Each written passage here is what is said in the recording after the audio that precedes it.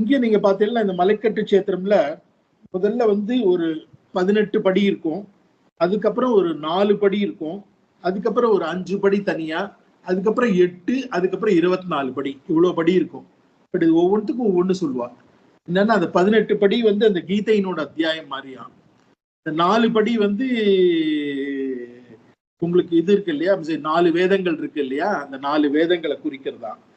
5 படி வந்து 5 பஞ்சபூதத்தை குறிக்கிறது. அதுக்கப்புறம் 8 வந்து அஷ்டாட்சரத்தை குறிக்கிறது.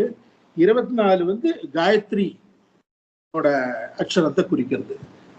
பெருமாள் வந்து இது எல்லாவற்றிற்கும் மேலானவர், எல்லாமே புகழறது பெருமாளை அப்படிங்கிற ஒரு அர்த்தத்தோட இந்த படியெல்லாம் இருக்கு அப்படின்னு சொல்லுவா. இப்ப இங்க இருக்கிற பெருமாள் வந்து புண்டரீகாட்ச பெருமாள் பங்கஜவல்லி தாயாரோட இருக்கார். தனிக்கோவில் நாச்சியாரும் இருக்கா, செங்கமலவல்லி தாயார்னு. இங்க வந்து